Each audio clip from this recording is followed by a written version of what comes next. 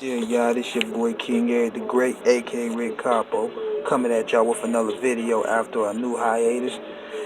And I want to give my thoughts on Bill Goldberg.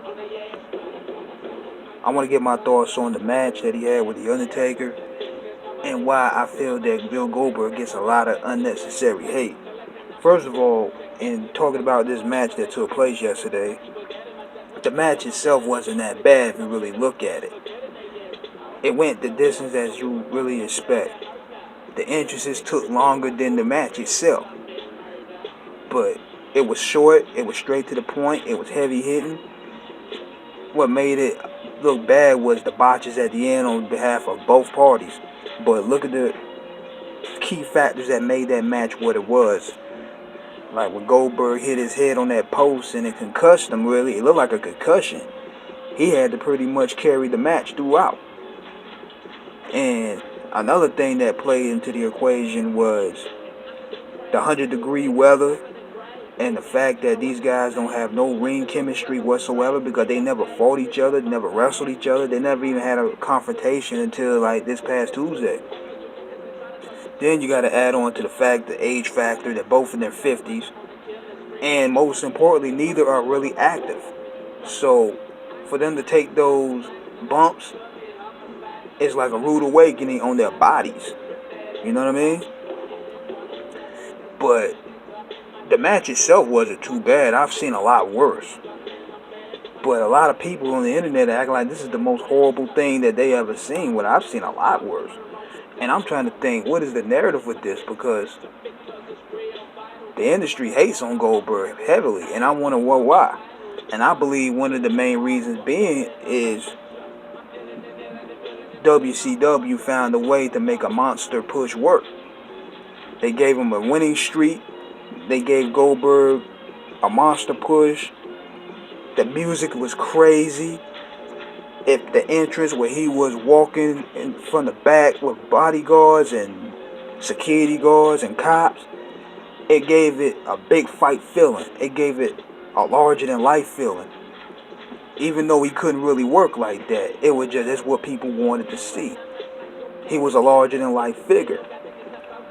I mean, look at that performance at the Georgia Dome when he beat Hulk Hogan for the title. These indie guys today that's talking smack, they would kill to have a pop like that if they win a big storyline or whenever they win a big title. Even though what Matt Ritter is saying is very funny. But nevertheless, this is what the WWE been struggling to do. They haven't really created a real successful big man that could, since Brock Lesnar and Batista. Guys that could pretty much transition into the mainstream. They trying to do it with this Lars character and he's not hitting. So Goldberg brings that. He brings also that mainstream attention as well. And there's few guys that can bring that. I'm telling you, a lot of these indie darlings that a lot of these smarts prop up, they will sell their soul to the devil twice to get a pop that Goldberg got. They have the longevity that Goldberg had. Now, was he the best worker? No. Was he sloppy? Yes, but so have many others. Injuries happen all the time in wrestling, even though he hurt the GOAT, Bret the Hitman Hart. I can't hold that against him. It wasn't like it was purposely. Injuries happen all the time in wrestling. But yet somehow people always hold Bill Goldberg to these certain standards. Was he a good promo guy? No. He was straight to the point. And what people don't know is that, look back at 98, he was neck and neck with Stone Cold Steve Austin in popularity. Goldberg, Stone Cold, the Wolfpack, DX, they were the top sellers. And The Rock, he was coming along as even though he was a heel, he was a baby face coming in about September, October. But Goldberg and Stone Cold were neck and neck. You can look at the old tapes where they had Goldberg on Jay Leno asking was he going to fight Steve Austin. Goldberg was out there with Mark McGuire. He was a big deal. He was up there with Steve in terms of popularity. And a lot of people tried to minimize that because he came up so quick. Now, did he grow a big head? Did he not respect the business at the time? Of course he did, because it was new to him. The fame came to him real fast. But so did Randy Orton. So did the other guys. I mean, people just want to pounce on Bill because it seems like he made it in a way where a lot of guys was envious. It's the same slogan as the Ultimate Warrior.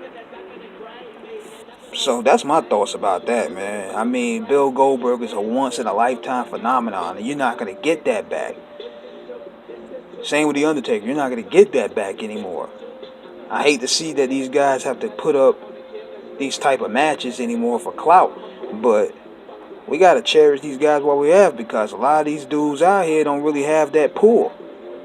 So let me know what y'all think. Holla back.